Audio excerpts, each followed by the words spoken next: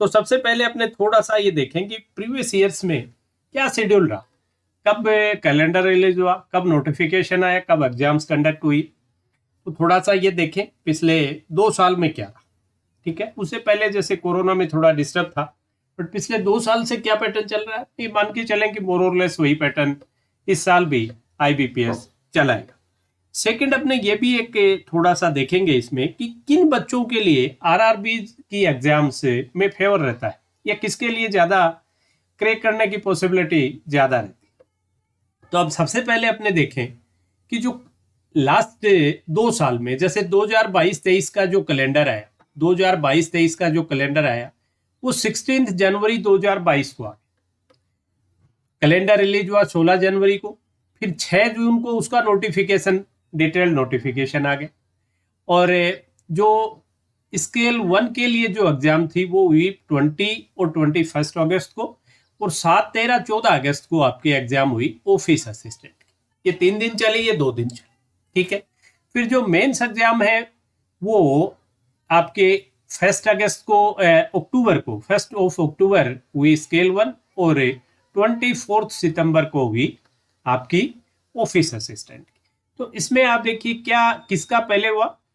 जो 2022-23 में office assistant की एग्जाम 1 वीक पहले हुई, जैसे 7, 13, 14 अगस्त को हुई, उसके 1 वीक बाद में जो वीकेंड अगला आया उसमें 20-21 को आपकी स्केल 1 की हुई। वैसे ही गैप रहा इनके मेंस में, जैसे मेंस ये 24 को होगी सितंबर को, और ये 1 वीक बाद 1 अक्टूबर को स्केल 1 की होगी। ठीक है, इस साल जो 2023-24 का जो कैलेंडर रिलीज हुआ था वो 16 जनवरी को फिर हुआ उसी डेट। 31 मई को 1 वीक पहले नोटिफिकेशन आ गया, जो पहले 6 जून को आया था वो 31 मई को आ गया। और जो एग्जाम्स हुई वो स्केल 1 की इसमें पहले हुई। स्केल 1 की जो एग्जाम थी वो 5 और 6 अगस्त को होगी। उसके बाद 12, 13, 19 3 दिन चली आपकी अगस्त में ही, किसकी, असिस्टेंट की। और उसके बाद स्केल 1 का मेन है वो 1 वीक पहले हुआ 10 सितंबर को, और 16 सितंबर को हो गया ऑफिस असिस्टेंट का। आई थिंक ये बेटर भी है, बेटर इन द सेंस कि इसमें आपके आगे पीओ के लिए जो है उसमें इंटरव्यू और वो भी होता है, तो वो 1 वीक पहले हो जाए तो वेल है। तो अपने मान के चलें कि मोर और लेस शेड्यूल यही रहेगा। अब अगर वैकेंसीज का देखें तो जो 2022-23 का नोटिफिकेशन था उसमें 8285, इसमें वैकेंसी आपकी स्केल 1, स्केल 2 और स्केल 3 की वैकेंसीज भी होती है, लेकिन वो बहुत ज्यादा नहीं होती। स्केल 2, स्केल 3 की कम होती है वैकेंसीज। वो वैकेंसी स्केल 1 की ऑफिस असिस्टेंट की सबके मिला के मोटा मोटा आप देखो तो करीब करीब 2,500 से 3,000 के बीच में पीओ की वैकेंसीज होती हैं, और 5 से 5.5 से 6,000 के बीच में, 5,500 भी आ जाती हैं, कभी 6,000 भी आ जाती हैं, ये आपकी क्लर्क की मोटा मोटा ये इसमें रहता है। अब इस साल का अगर मैं देखूं तो 15 जनवरी को, मतलब वो तो शेड्यूल टाइम पे ही कैलेंडर आपका रिलीज हुआ है, तो आप मान के चलिए कि जो नोटिफिकेशन आएगा उसकी प्रोबेबिलिटी कहाँ हुई, या तो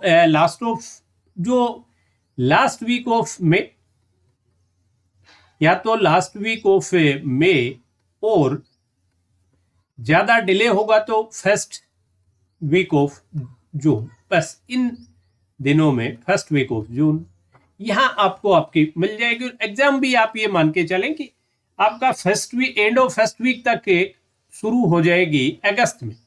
अगस्त फर्स्ट वीक में आपकी एग्जाम से शुरू हो जाएंगी। और जो बच्चे सभी एग्जाम देते हैं, जैसे आरआरबी के, और बाद में IPS PO, IPS clerk, SPA PO, SPA clerk, बीच में एक आधा इंश्योरेंस सेक्टर का या आईपीएफओ का, इनके एग्जाम से आ जाते हैं। तो उन बच्चों को तो आप ये मान के चलिए कि सांस लेने की फुर्सत नहीं रहती। एक बार जब एग्जाम शुरू होते हैं तो फिर एग्जाम ही एग्जाम रहती हैं। बहुत बार ऐसा भी होता है कि आपका एक एग्जाम है, दूसरे एग्जाम की कोई इंटरव्यू डेट आ गई, राइट, या किसी आपके स्टेट एग्जाम बीच में फाउल कर गई, तो क्योंकि नंबर ऑफ एग्जाम्स है।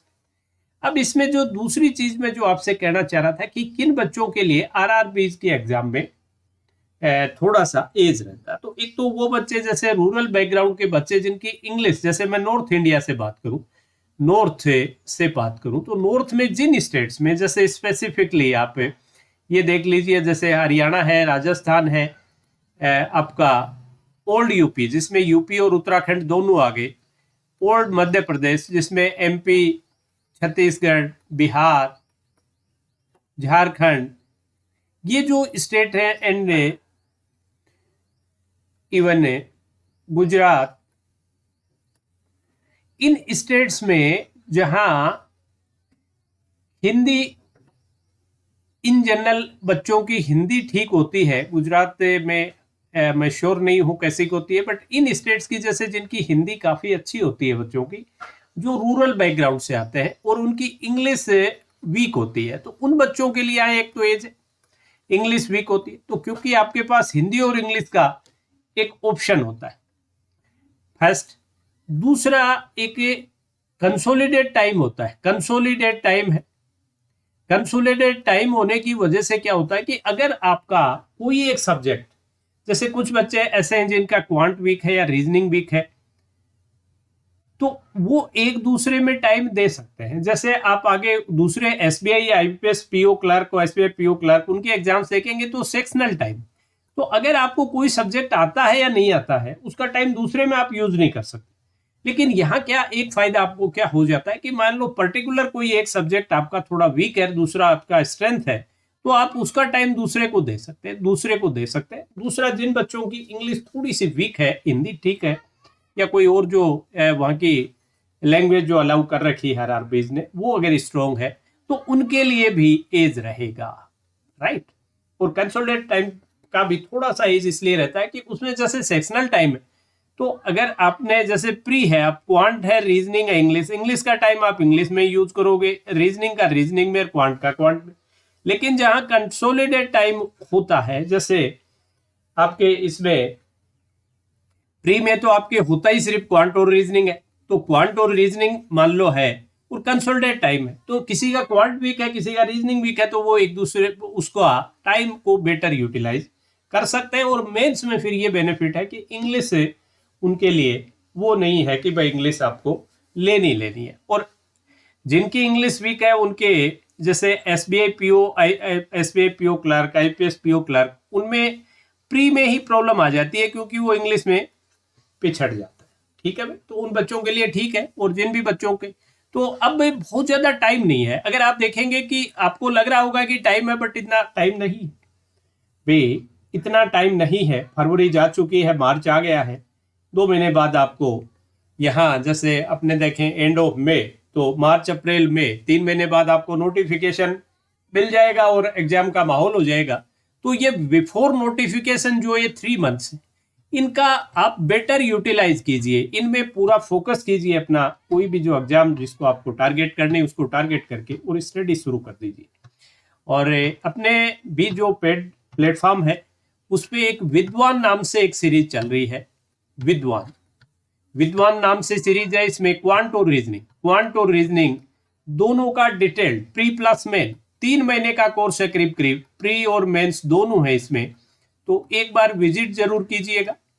प्री प्लस मेन से इसमें दोनों है, क्वांट और रीजनिंग के, तो इसमें प्री भी रहेंगे और मेंस भी रहेंगे, क्वांट के भी प्री और मेंस। तो क्वांट का जैसे मैं क्वांट पढ़ाता हूँ, ध्रुव सर रीजनिंग पढ़ाते हैं, तो क्वांट में जैसे मैंने अभी 6-7 सेशन ही करवाए, 10 सेशन करवा दी, तो बिल्कुल इन डेप्थ है। जैसे जिन बच्चों के बेसिक कॉन्सेप्ट में कोई ट्रबल है, तो उनको भी हेल्प रहेगी, स्पीड भी बढ़ेगी, एक्यूरेसी भी बढ़ेगी। और फिर पहले प्री के सेशन से देन मेंस के शुरू कर लेंगे, ताकि जो बिगनर्स हैं उनको भी प्रॉब्लम नहीं है।